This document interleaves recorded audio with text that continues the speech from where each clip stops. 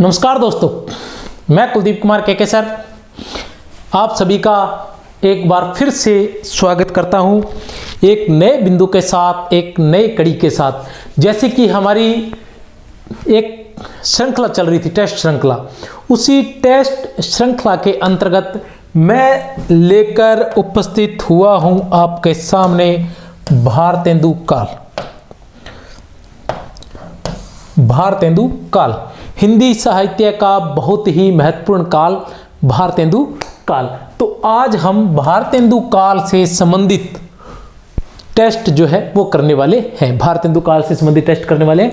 थोड़ा सा भारतेंदु काल के बारे में मैं आपको बता देना चाहता हूं कि भारतेंदु काल जो है वो माना जाता है आचार्य रामचंद्र शुक्ल के अनुसार 1868 से लेकर 1893 ईस्वी का जो काल है वो क्या माना जाता है? भारतेंदु काल माना जाता है आचार्य रामचंद्र शुक्ल के अनुसार 1868 से लेकर 1893 ईस्वी का। वैसे इसके बारे में हम सर्वसम्मति से अगर कोई बात हम देखते हैं या सर्वसम्मति से हम कुछ जानना चाहते हैं तो वो क्या रहेगा? वो ये रहेगा कि डॉक्टर नगेंद्र की जो बात है उसे हम महत्वपूर्ण मानते हुए या वही सर्वसम्मति से मानी जाती है कि जो भारतेंदु की पत्रिका थी कवि वचन सुधा, पत्रिका का नाम था, क्या नाम था? कवि वचन सुधा। इसमें ऐसा कहते हैं कि पहले तो कविताएं प्रकाशित होती थी लेकिन बाद में इसमें गद्य लेख भी प्रकाशित होने लगे थे। बाद में इसे गद्य लेख भी प्रकाशित होने लगे थे।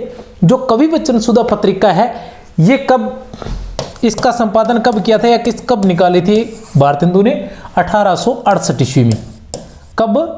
1868 ईस्वी में। तो इस काल को यहां से भारतेंदु काल का प्रारंभ माना जाना चाहिए क्योंकि कवि वचन सुधा पत्रिका के साथ ही भारतेंदु काल का प्रारंभ हो जाता है। या जो भारतेंदु की जो प्रारंभिक रचनाएं हैं वो भी लगभग 1868 के लगभग आई थी, इसलिए भारतेंदु काल का प्रारंभ हम 1868 से मान सकते हैं। अब चूंकि 1900 ईस्वी में, कब? 1900 ईस्वी में सरस्वती पत्रिका आ गई थी। कौन सी आ गई थी?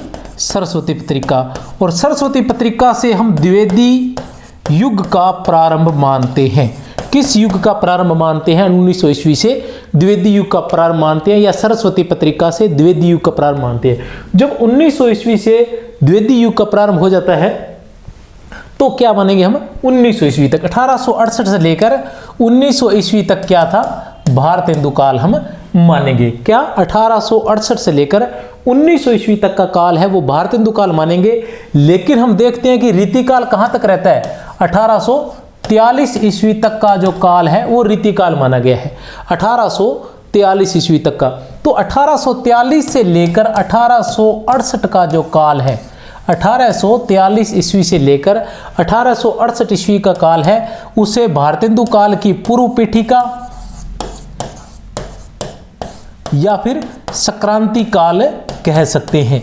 क्या नाम दी गई है? पूर्व पीठिका या संक्रांति काल नाम दिया जा सकता है। किसके लिए? भारतेंदु काल के लिए। तो एक बार पुनः भारतेंदु काल जो है वो 1868 से 1893 ईस्वी या प्रमुख रूप से हम 1868 से लेकर 1900 ईस्वी तक के काल को भारतेंदु काल की संज्ञा दे सकते हैं। क्यों दे सकते हैं? क्योंकि 1868 ईस्वी में कवि वचन सुधा पत्रिका का संपादन किया गया था। किसके द्वारा? भारतेंदु के द्वारा। यहीं से भारतेंदु काल का प्रारंभ होता है। 1900 ईस्वी में सरस्वती पत्रिका आ गई थी, इसलिए क्या है 1900 ईस्वी तक इसका काल माना जाता है। देखते हैं भारतेंदु काल के जो प्रमुख कवि हैं वो कौन कौन से थे। भारतेंदु काल के प्रमुख कवियों की हम बात करते हैं तो वो थे बालकृष्ण भट्ट हो गए, भारतेंदु हो गए, लाला श्रीनिवास दास हो गए, बद्री नारायण चौधरी प्रेमगन हुए, ठीक है, प्रताप नारायण मिश्र हुए, ठाकुर जगमोहन सिंह हुए, अंबिका दत्त व्यास हुए, नवनीत चतुर्वेदी हुए। ये जो कवि थे ये प्रमुख रूप से किसके? भारतेंदु काल के ये प्रमुख कवि थे। इनमें जो सबसे बड़े थे वो थे बालकृष्ण भट्ट, जिनका जन्म 1844 ईस्वी में हुआ था। भारतेंदु काल के जो सबसे बड़े कवि थे, जो बड़े मतलब माने जाते हैं, वो क्या नाम थे उनका? बालकृष्ण भट्ट, जिनका जन्म 1844 ईस्वी में हुआ था। उसके बाद हमारे भारतेंदु जी आते हैं, जिनका जन्म 1850 ईस्वी में हुआ था। उसके बाद लाला श्रीनिवास दास आते हैं, जिनका जन्म 1851 ईस्वी में हुआ था। 1851 ईस्वी में लाला श्रीनिवास दास, 1855 ईस्वी में बद्री नारायण चौधरी प्रेमगन और 1856 ईस्वी प्रताप नारायण मिश्र, 1857 ईस्वी ठाकुर जगमोहन सिंह, 1858 ईस्वी अंबिका दत्त व्यास, 1859 ईस्वी राधाचरण गोस्वामी। 1859 ईस्वी में कौन है? राधाचरण गोस्वामी। 65 में राधा कृष्ण दास और 1868 में नवनीत चतुर्वेदी। 1865 में राधा कृष्ण दास और ये जो थे ये प्रमुख रूप से भारतेंदु काल के कवि थे। तो मैंने टेस्ट लेने से पहले थोड़ी सी भूमिका इसके लिए बांधी है। चलो हम चलते हैं टेस्टों पर। टेस्ट के अंतर्गत जब आते हैं तो भारतेंदु काल का जो प्रथम प्रश्न है वो ये है, यह युग मतलब कौन सा युग? भारतेंदु युग। यह युग यानी भारतेंदु युग बच्चे के समान हंसता खेलता आया था, जिसमें बच्चों की सी निश्चलता, अक्खड़पन, सरलता और तन्मयता थी। यह कथन किस आलोचक का है? हजारी प्रसाद द्विवेदी का, आचार्य रामचंद्र शुक्ल का, डॉक्टर रामविलास शर्मा का, डॉक्टर पीताम्बर दत्त बड़थवाल का। ठीक है, प्रश्न एक बार पुनः मैं रिपीट कर देता हूं, क्योंकि बहुत से जो विद्यार्थी हैं, कुछ विद्यार्थी ऐसा भी कहते हैं कि सर प्रश्न को 2-3 बार मत बोला करो, लेकिन कुछ ऐसे प्रश्न होते हैं जिन्हें हमें बोलना होता है ताकि आपको याद हो सके, क्योंकि जो कथन होते हैं वो सबसे कठिन रहते हैं और कितने भी प्रयास करने के बावजूद भी वो जो कथन होते हैं वो याद नहीं होते हैं। इसलिए हम उस कथन को 2 बार बोलते हैं। ये प्रश्न नहीं होकर ये अपने आप में एक उत्तर है। ठीक है, तो क्या है? यह युग बच्चे के समान हंसता खेलता आया था। यहां भी एक प्रश्न बनता है, कौन सा युग? भारतेंदु काल। बच्चे के समान हंसता खेलता युग कौन सा आया था? भारतेंदु युग, जिसमें बच्चों की सी निश्चलता, अक्खड़पन, सरलता और तन्मयता थी। यह कथन किस आलोचक का है? हजारी प्रसाद द्विवेदी का या फिर आचार्य रामचंद्र शुक्ल का, डॉक्टर रामविलास शर्मा का या डॉक्टर पीताम्बर दत्त बड़थवाल का? यह प्रश्न, यह जो कथन है वह किसका है? तो आप बता सकते हैं किसका कथन है? आचार्य रामचंद्र शुक्ल का। उत्तर हमारा है ब। किसका कथन है? आचार्य रामचंद्र शुक्ल का। आचार्य रामचंद्र शुक्ल ने किसके लिए कहा था कि यह युग बच्चे के समान हंसता खेलता आया था, जिसमें बच्चों की सी निश्चलता, अक्खड़पन, सरलता और तन्मयता थी? ठीक है ना, किस युग के लिए कहा था? भारतेंदु युग के लिए। किसने कहा था? आचार्य रामचंद्र शुक्ल ने। चलो चलते हैं दूसरे प्रश्न के पास।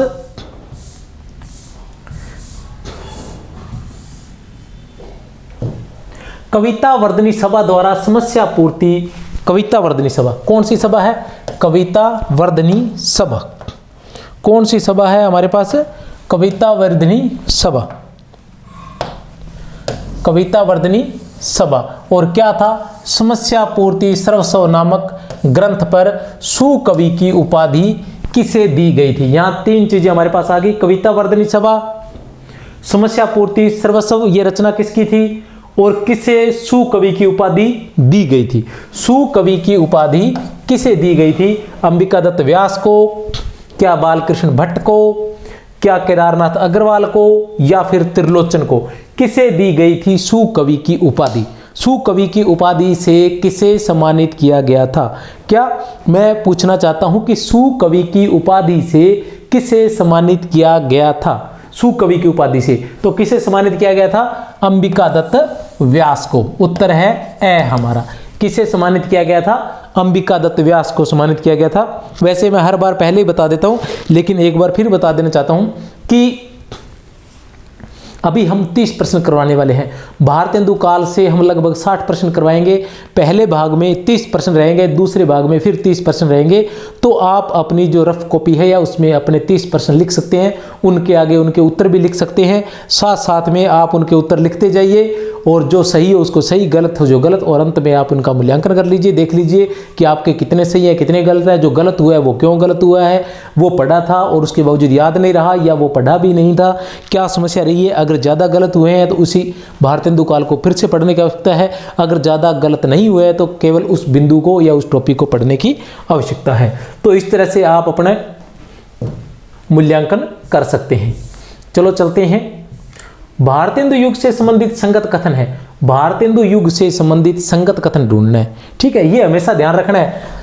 जब भी जाओ पेपर जब भी करना हो तो आपने ये जैसे ये बात आए उस पर ऐसे अंडरलाइन कर लीजिए, उसको रेखांकित कर लीजिए, बिना सोचे समझे उसको रेखांकित कर लीजिए, क्योंकि आपने अगर जोर देकर पढ़ भी लिया है तो भी आपसे गलती हो सकती है, क्योंकि दिमाग बार बार विचलित होता रहता है। क्योंकि हम लोगों की तो ड्यूटी लगती रहती है, तो हमें ध्यान है कि कभी आपको हस्ताक्षर करने के लिए कहा जाता है, कभी आपको कुछ करने के लिए कहा जाता है, कभी कुछ तरह तरह के आपसे एग्जामिनर जो होता है वो कहते रहते हैं भी हाँ यहाँ साइन होने हैं, फिर वहाँ साइन होने हैं, आपने यहाँ साइन किया कि नहीं किया, ये कॉलम पूरा किया कि नहीं किया। इस तरह से ध्यान बीच में भटकता रहता है और अचानक कुछ भी गलती हो सकती है, और हमारे लिए एक एक प्रश्न जो होता है वो बहुत महत्वपूर्ण होता है। तो ऐसी स्थिति में जैसे ही संगत या असंगत आए, नहीं या है आए, तो उसको रेखांकित कर लीजिए ताकि वो बार बार आपको दिखता रहे कि आपने उत्तर क्या देना है। इस युग में आलोचना का आरंभ पत्र पत्रिकाओं के माध्यम से हुआ था। भारतेंदु युग में आलोचनाओं का प्रारंभ पत्र पत्रिकाओं से हुआ था। दूसरा प्रश्न, दूसरा ब है, ऑप्शन है हमारे पास। इस युग में पौराणिक, ऐतिहासिक, रोमानी एवं समसामयिक समस्याओं को लेकर नाटक लिखे गए। ठीक है, इस युग में पौराणिक, ऐतिहासिक, रोमानी एवं समसामयिक समस्याओं को लेकर नाटक लिखे गए। इस युग में आधुनिक कलात्मक कहानी का आरंभ नहीं हुआ था। इस युग में आधुनिक कलात्मक कहानी का आरंभ नहीं हुआ था। उपयुक्त सभी, तो इसमें से कौन सा रहेगा, इसमें से कौन सा रहेगा, संगत कथन कौन सा है, इसमें से संगत, भारतेंदु युग से संबंधित संगत कथन कौन सा है। अब हमें संगत देखना है, बड़ा ही मुश्किल रहेगा। संगत कथन कौन सा है, संगत कथन कौन सा है। इस युग में आलोचना का आरंभ पत्र पत्रिकाओं के माध्यम से हुआ, बिल्कुल सही है। इस युग में पौराणिक, ऐतिहासिक, रोमानी एवं समसामयिक समस्याओं को लेकर नाटक लिखे गए, बिल्कुल सही है। इस युग में आधुनिक कलात्मक कहानी का आरंभ नहीं हुआ था, बिल्कुल सही है। उत्तर क्या रहेगा हमारे पास, द रहेगा। उत्तर हमारे पास रहेगा द, उपयुक्त सभी है। संगत कथन जो है वो सभी है। इस युग में आधुनिक कलात्मक कहानी का आरंभ नहीं हुआ था। आधुनिक कलात्मक कहानी का आरंभ कब हुआ था, आधुनिक कलात्मक कहानी का आरंभ इंदुमती से माना जाता है। किससे माना जाता है, इंदुमती कहानी से माना जाता है। चलो आगे चलते हैं। भारतेंदु द्वारा प्रकाशित पत्रिका कवि वचन सुधा का रूप था। भारतेंदु द्वारा प्रकाशित पत्रिका कवि वचन सुधा का रूप था। साप्ताहिक, पाक्षिक, मासिक या वार्षिक, क्या रूप था। भारतेंदु द्वारा प्रकाशित पत्रिका कवि वचन सुधा का रूप था। साप्ताहिक, पाक्षिक, मासिक या वार्षिक, कौन सा रूप था। आपके लिए बहुत ही कठिन प्रश्न है ये, और हम देखते हैं कि आप इसको हल कर पाते हैं या नहीं कर पाते हैं। भारतेंदु द्वारा प्रकाशित पत्रिका कवि वचन सुधा, कौन सी पत्रिका, कवि वचन सुधा पत्रिका। तो इसका उत्तर है इनमें से कोई नहीं, या तो, और या रहेगा वार्षिक के जगह सभी। वार्षिक को काटकर हमें सभी करना है, क्योंकि ये जो पत्रिका थी ये साप्ताहिक भी थी, ये पाक्षिक भी थी और ये मासिक भी थी। तीनों प्रकार की पत्रिका थी। ये साप्ताहिक रूप में प्रकाशित भी होती थी, पाक्षिक महीने से भी प्रकाशित होती थी, और मासिक, इसके अलग अलग अंक निकलते थे। साप्ताहिक भी निकलता था, पाक्षिक भी निकलता था और मासिक अंक भी निकलता था। आप डॉक्टर नगेंद्र के हिंदी साहित्य के इतिहास में इसे देख सकते हैं। डॉक्टर नगेंद्र का जो हिंदी साहित्य का इतिहास है उसमें जो भारतेंदु काल दे रखा है, उसके जो विभाजन है पत्र पत्रिकाएं, वहां पर आप इस तथ्य को देख सकते हैं कि कवि वचन सुधा जो पत्रिका थी। अब कवि वचन सुधा पत्रिका की जब बात आती है तो क्या था, भारतेंदु जो थे उन्होंने पत्रिकाएं निकाली। कौन कौन सी निकाली थी, 1868 ईस्वी में किस पत्रिका को, कवि वचन सुधा। कौन सी पत्रिका, कवि वचन सुधा पत्रिका। कब, 1868 ईस्वी में। फिर 1873 ईस्वी में हरिश्चंद्र मैगजीन, हरिश्चंद्र मैगजीन 1873 ईस्वी में।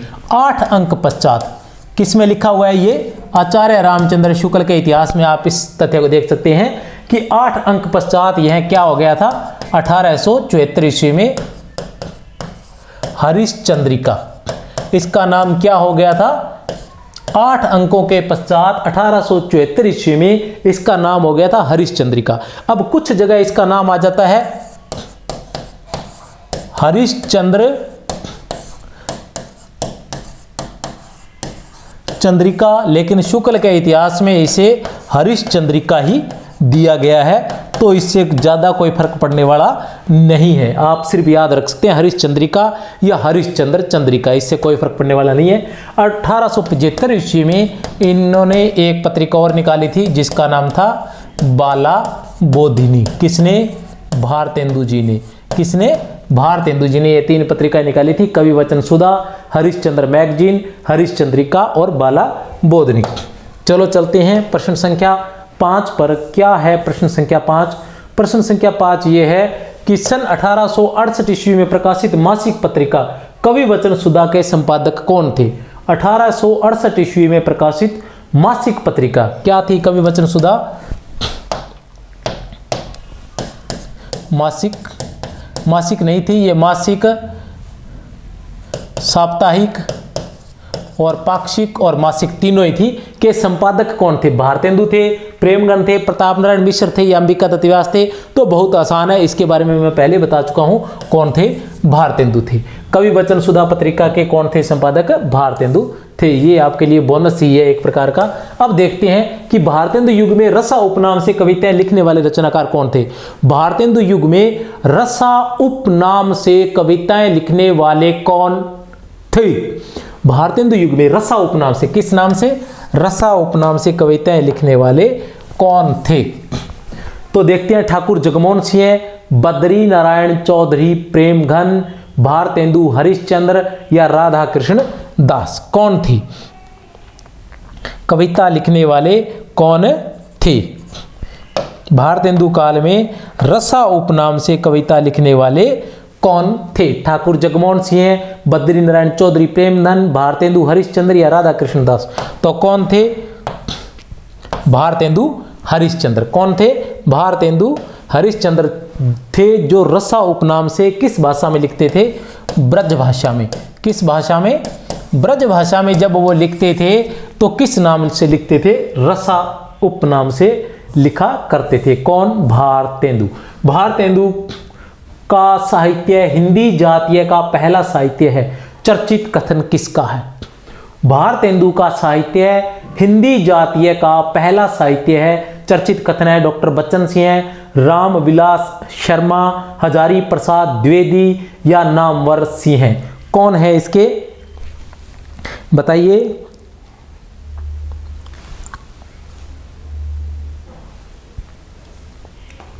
भारतेंदु का साहित्य हिंदी जातीय का पहला साहित्य है। चर्चित कथन है किसका है?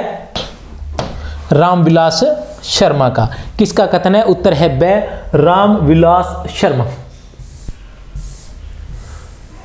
पढ़ी कमाए कीनो कहा हरे न देश कलेश। पढ़ी कमाए कीनो कहा हरे न देश कलेश। भी पढ़ लिख कर क्या किया अगर देश का कलेश ही नहीं हरा? तो पढ़ी कमाए कीनो कहा हरे न देश कलेश, जैसे कंता कर रहे तैसे रहे विदेश। जैसे कंता घर रहे तैसे रहे विदेश। पंक्तियों के रचनाकार है बालकृष्ण भट्ट, लाला श्रीनिवास दास, ठाकुर जगमोहन सिंह या प्रताप नारायण मिश्र। उपयुक्त पंक्तियों के रचनाकार कौन है? पढ़ी कमाए कीनो कहा हरे न देश कलेश, जैसे कंता घर रहे तैसे रहे विदेश। पंक्तियों के रचनाकार हैं। कौन है पंक्तियों के रचनाकार? इन पंक्तियों के रचनाकार है प्रताप नारायण मिश्र। कौन है? प्रताप नारायण मिश्र। इन पंक्तियों के रचनाकार कौन है? प्रताप नारायण मिश्र।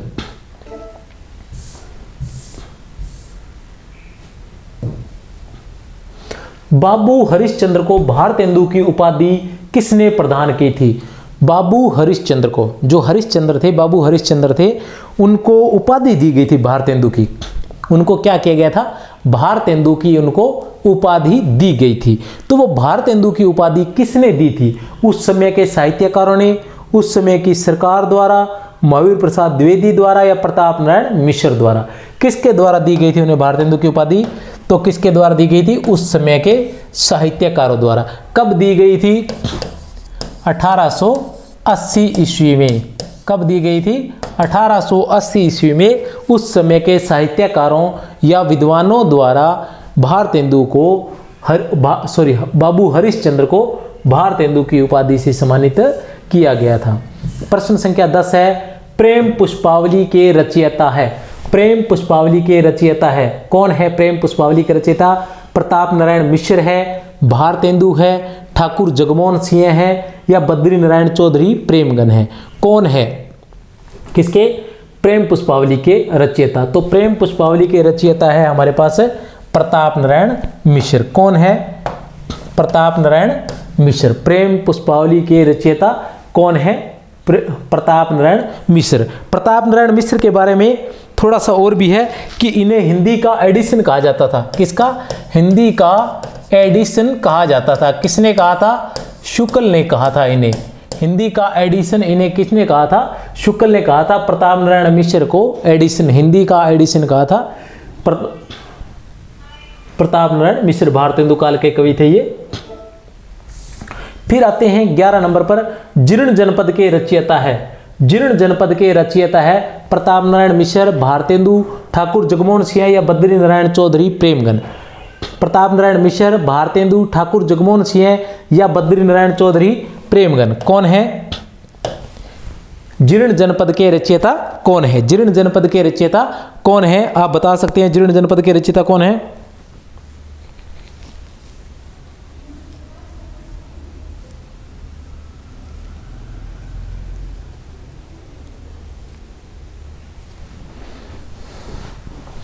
तो जीर्ण जनपद के रचयिता कौन है? बद्री नारायण चौधरी प्रेमगन। बद्री नारायण चौधरी प्रेमगन जीर्ण जनपद के रचयिता है। इन्होंने आनंद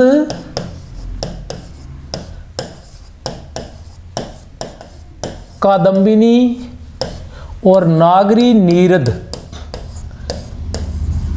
नाम से पत्रिकाओं का संपादन भी किया था। आनंद कादंबिनी और नागरी नीरद नाम की पत्रिकाओं का संपादन भी किया था। इसके अलावा उर्दू में ये अब्र नाम से लिखा करते थे। किस नाम से? बद्री नारायण चौधरी प्रेमगन जो है वो उर्दू में अब्र नाम से लिखा करते थे। पुनर्जागरण दो जातीय संस्कृतियों की टकराहट से उत्पन्न रचनात्मक ऊर्जा है।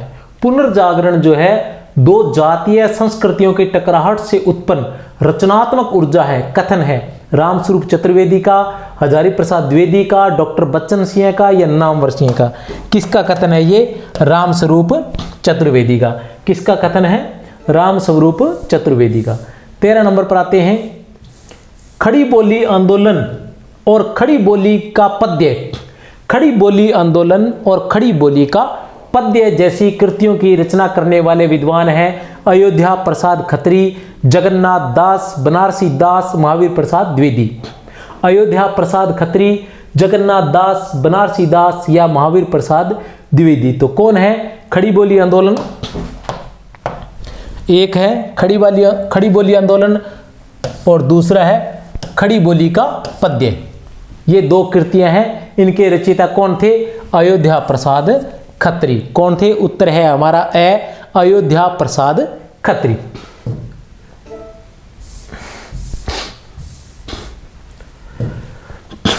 आलोचक बच्चन सिंह ने भारतेंदु कालीन किस साहित्यकार को गद्य काव्य का आदि आचार्य? किसका?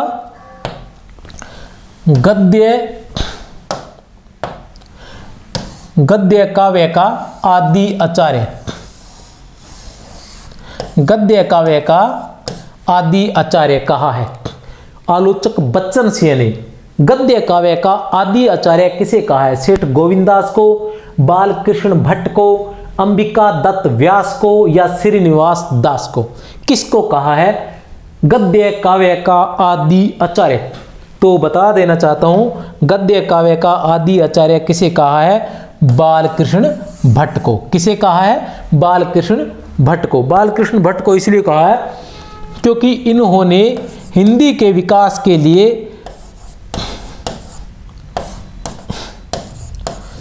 हिंदी प्रदीप नामक पत्रिका का संपादन किया था लगभग 1877 ईस्वी में, जो मासिक थी और इलाहाबाद से प्रकाशित होती थी।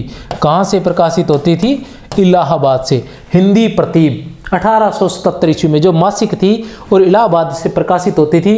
इसके अलावा गद्य का आद्याचार्य इसलिए कहा है क्योंकि इन्होंने लगभग 1000 निबंधों की रचना की थी। कितने निबंधों की रचना की थी?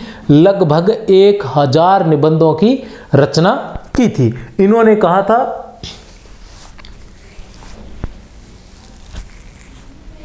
बालकृष्ण भट्ट, ठीक है जी, 1000 निबंधों की इन्होंने रचना की थी। और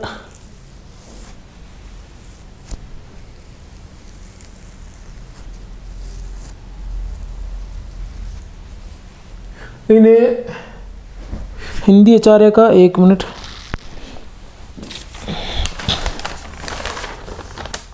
स्टील, हाँ ठीक है, ये नाम दिमाग से निकल गया था।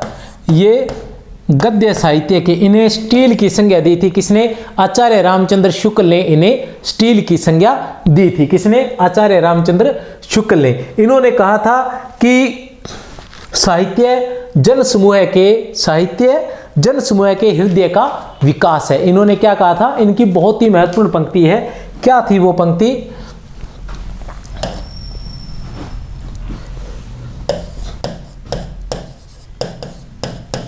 साहित्य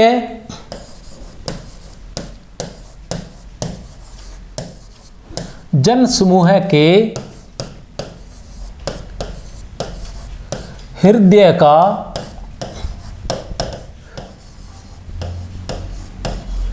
विकास है। साहित्य जन समूह के हृदय का विकास है। ये थी इनकी महत्वपूर्ण पंक्ति।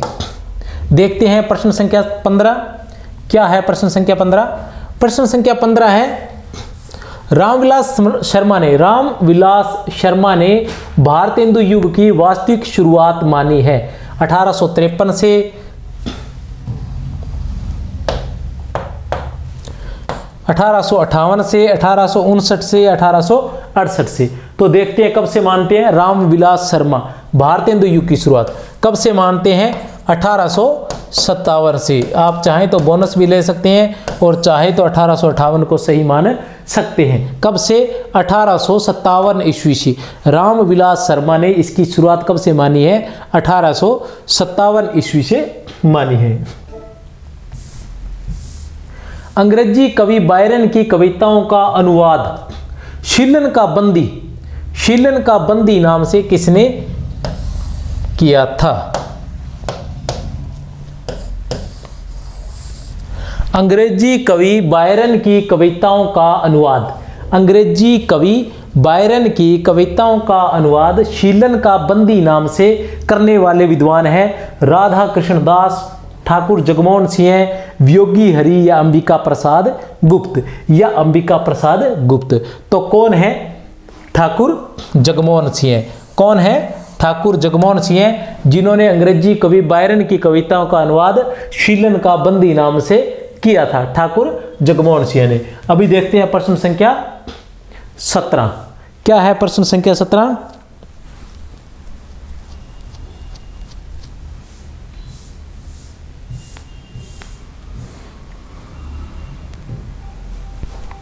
प्रताप नारायण मिश्र की प्रतिनिधि कविताओं का संकलन है। प्रताप नारायण मिश्र की प्रतिनिधि कविताओं का संकलन है। प्रताप नारायण मिश्र की प्रतिनिधि कविताओं का संकलन है।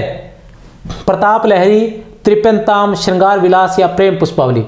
प्रताप नारायण मिश्र की प्रतिनिधि कविताओं का संकलन है प्रताप लहरी, त्रिपेंताम, श्रृंगार विलास या फिर प्रेम पुष्पावली। तो प्रतिनिधि कविताएं कौन सी थी? प्रतिनिधि कविताएं थी प्रताप लहरी। प्रताप नारायण मिश्र की प्रतिनिधि कविताएं किस में थी? प्रताप लहरी में। प्रबोधनी के रचयिता है। प्रबोधनी के रचयिता कौन थे? भारतेंदु, प्रेमघन, राधा कृष्णदास या बद्री नारायण चौधरी प्रेमघन। भारतेंदु, प्रेमघन, राधा कृष्णदास या बद्री नारायण चौधरी प्रेमघन। तो आपको बता देना चाहता हूं भारतेंदु। कौन थे प्रबोधनी के रचयिता? भारतेंदु। ठाकुर जगमोहन सिंह की कृति है। ठाकुर जगमोहन सिंह की कृति है प्रेम संपत्ति लता, श्यामलता, श्यामा सरोजनी, देवयानी या फिर उपयुक्त सभी। ठाकुर जगमोहन सिंह की कृति है। प्रेम संपत्ति लता, श्यामलता, देवयानी, श्यामा सरोजनी, उपयुक्त सभी। तो क्या है? उपयुक्त सभी, उपयुक्त सभी। उत्तर है द। ये ठाकुर जगमोहन सिंह की सभी रचनाएं जो है ठाकुर जगमोहन सिंह की कौन सी है? प्रेम संपत्ति लता, श्यामलता, श्यामा सरोजनी और देवयानी। प्रेम संपत्ति लता, श्यामलता, श्यामा सरोजनी और देवयानी, ये सभी रचनाएं किसकी है? ठाकुर जगमोहन सिंह की है। प्रश्न संख्या 20। प्रश्न संख्या 20 है हमारे पास, डॉक्टर नगेंद्र ने भारतेंदु काल को किस नाम से संबोधित किया है? डॉक्टर नगेंद्र ने, किसने? डॉक्टर नगेंद्र ने भारतेंदु काल को किस नाम से संबोधित किया है? पुनर्जागरण काल, नवजागरण काल, प्रथम उत्थान या द्वितीय उत्थान? किस नाम से किया है? किस नाम से किया है? तो बता देना चाहता हूं, पुनर्जागरण काल नाम से संबोधित किया है। डॉक्टर नगेंद्र ने भारतेंदु काल को पुनर्जागरण नाम से संबोधित किया है और द्विवेदी युग को इन्होंने कहा था जागरण सुधार काल। ठीक है, भारतेंदु युग को पुनर्जागरण काल और द्विवेदी युग को जागरण सुधार काल कहा है। किसने? डॉक्टर नगेंद्र ने। प्रश्न संख्या 21, डॉक्टर बच्चन सिंह ने भारतेंदु काल को किस नाम से संबोधित किया? पहले कौन थे? डॉक्टर नगेंद्र थे और अब कौन है? डॉक्टर बच्चन सिंह ने। पुनर्जागरण काल, नव जागरण काल, प्रथम उत्थान या द्वितीय उत्थान? तो ये तो हमारे पास पहले ही कट गया क्योंकि इस नाम से किसने संबोधित किया था? नगेंद्र ने। लेकिन हो भी सकता है क्या? लेकिन हो भी सकता है। तो आप बता सकते हैं कि कौन है? तो मैं बता देता हूं आप लोगों को, ज्यादा समय मैं नहीं लूंगा। कौन है? नव जागरण काल। बच्चन सिंह ने क्या कहा था? नव जागरण काल। किसे? भारतेंदु काल को। भारतेंदु काल को बच्चन सिंह ने क्या कहा था? नव जागरण काल कहा था। उसके बाद आते हैं बद्री नारायण चौधरी प्रेमगन की रचना है। बद्री नारायण चौधरी प्रेमगन की रचना है प्रताप लहरी, समस्या प्रकाश, आनंद अरुणोदय या परीक्षा गुरु? प्रताप लहरी, समस्या प्रकाश, आनंद अरुणोदय या परीक्षा गुरु? तो कौन सी रचना है इनकी? आनंद अरुणोदय। कौन सी है? आनंद अरुणोदय इनकी रचना है, बद्री नारायण चौधरी प्रेमगन की। प्रश्न संख्या 3, नाटक निबंध के रचयिता है। नाटक निबंध के रचयिता है भारतेंदु, प्रेमगन, प्रताप नारायण मिश्र या बालकृष्ण भट्ट? नाटक निबंध के रचयिता है। नाम है नाटक लेकिन है क्या?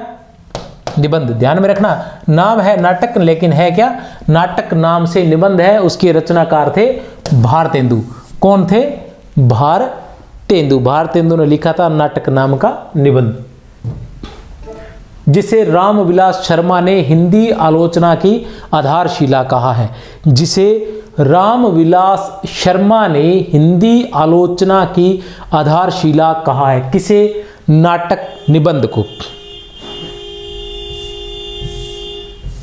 प्रश्न संख्या 24, बाला बोधिनी पत्रिका का संपादन किसने किया था? बाला बोधिनी पत्रिका का संपादन किसने किया था? बद्री नारायण चौधरी, भारतेंदु, अंबिका दत्त व्यास या प्रताप नारायण मिश्र? बद्री नारायण चौधरी, भारतेंदु, अंबिका दत्त व्यास या प्रताप नारायण मिश्र? तो किसने किया था? भारतेंदु ने। कब किया था? 1875 ईस्वी में। कब किया था? 1875 ईस्वी में बाला बोधिनी नाम की पत्रिका का संपादन किया था। उसके बाद आते हैं 25 नंबर, भारतीय कोलंबस की उपाधि से किसे सम्मानित किया गया था? भारतीय कोलंबस की उपाधि से किसे सम्मानित किया गया था? दयानंद सरस्वती को, राजा राम मोहन राय को, रविंद्रनाथ टैगोर को या केशव चंद्र सेन को? किसे संबोधित किया गया था? भारतीय कोलंबस की उपाधि से किसे सम्मानित किया गया था? दयानंद सरस्वती को, राजा राम मोहन राय को, रविंद्रनाथ टैगोर को या केशव चंद्र सेन को? तो किसे सम्मानित किया गया था? राजा राम मोहन राय को क्या कहा गया था? भारतीय कोलंबस कहा जाता है। पीयूष प्रवाह पत्रिका का संपादन किसने किया था? पीयूष प्रवाह पत्रिका का संपादन किसने किया था? बद्री नारायण चौधरी ने, प्रताप नारायण मिश्र ने, भारतेंदु ने या अंबिका दत्त व्यास ने? किसने किया था? पीयूष प्रवाह पत्रिका का संपादन किसने किया था? पीयूष प्रवाह पत्रिका का संपादन किसने किया था? बद्री नारायण चौधरी, प्रेमगन,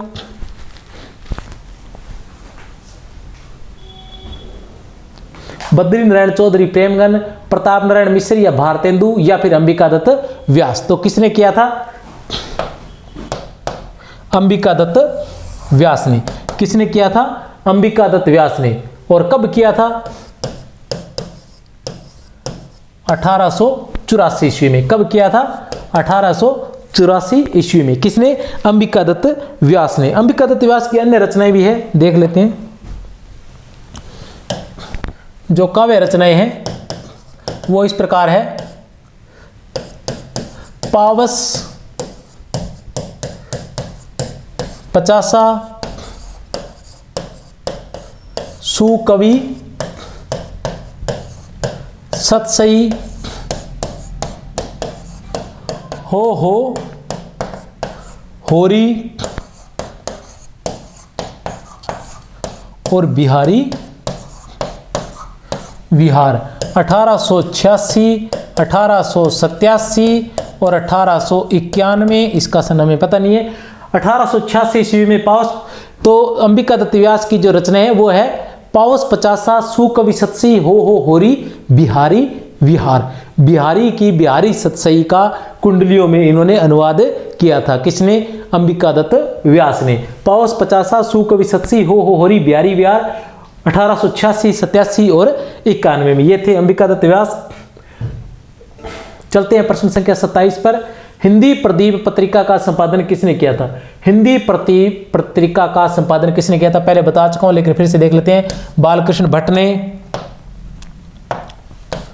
प्रताप नारायण मिश्र ने, भारतेंदु ने या अंबिका दत्त व्यास ने? बालकृष्ण भट्ट ने, प्रताप नारायण मिश्र ने, भारतेंदु ने या अंबिका दत्त व्यास ने? किसने किया था हिंदी प्रदीप पत्रिका का संपादन? किसने किया था? बालकृष्ण भट्ट ने। कब किया था? 1877 ईस्वी में। क्या थी ये? मासिक पत्रिका थी। कौन सी पत्रिका थी? मासिक पत्रिका थी। कहां से निकलती थी? इलाहाबाद से। कहां से निकलती थी ये? इलाहाबाद से प्रकाशित होती थी। 1877 ईस्वी में मासिक पत्रिका थी हिंदी प्रदीप। 1877 ईस्वी। 28 नंबर प्रश्न है हमारे पास। भारतेंदु की रचना नहीं है। प्रबोधिनी, पावस पचासा, वर्षा विनोद या उर्दू का स्यापा? पावस पचासा, वर्षा विनोद या उर्दू का स्यापा? तो कौन सी रचना नहीं है भारतेंदु की?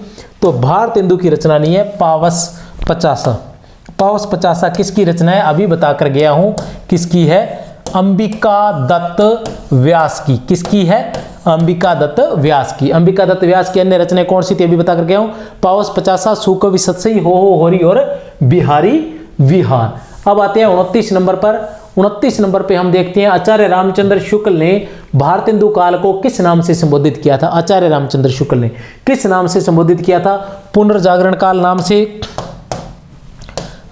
नवजागरण काल नाम से, प्रथम उत्थान नाम से या द्वितीय उत्थान नाम से? किस नाम से? पुनर्जागरण काल नाम से, नवजागरण काल नाम से, प्रथम उत्थान या द्वितीय उत्थान? किस नाम से संबोधित किया था? तो आचार्य रामचंद्र शुक्ल ने भारतेंदु काल को प्रथम उत्थान नाम से संबोधित किया था। बाकी नाम हम जान चुके हैं। पुनर्जागरण किसने किया था? नगेंद्र ने। नवजागरण किसने किया था? बच्चन सिंह ने। नवजागरण किसने किया था? बच्चन सिंह ने, जिन्होंने हिंदी साहित्य का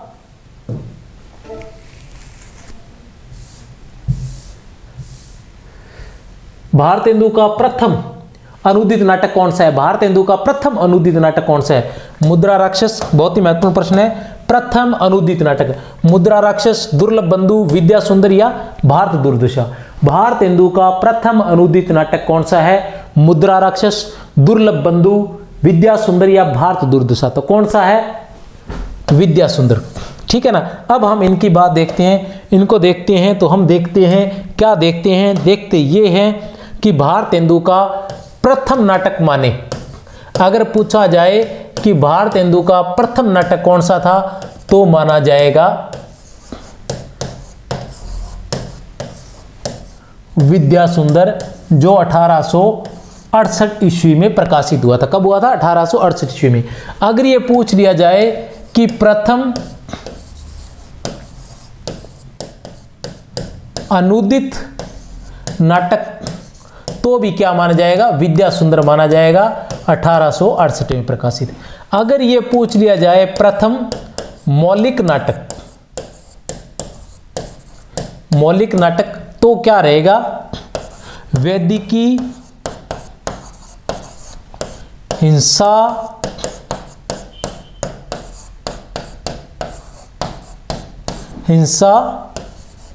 न भवती। वैदिकी हिंसा न भवती, वैदिकी हिंसा न भवती, इनका मौलिक नाटक माना जाएगा, जो 1873 ईस्वी में प्रकाशित हुआ था। ये इनका प्रथम मौलिक नाटक था। अगर इनके अंतिम नाटक की बात आए कि अंतिम नाटक कौन सा था, तो अंतिम नाटक इनका सती प्रताप माना जाता है। कौन सा माना जाता है? सती प्रताप, जो 1883 ईस्वी में प्रकाशित हुआ था, जो अधूरा था, जिसकी रचना अधूरा था, जिसे राधा कृष्ण दास ने पूरा किया था। किसने किया था? राधा कृष्ण दास ने पूरा किया था। तो ये था हमारा भारतेंदु काल और भारतेंदु काल के 30 प्रश्न।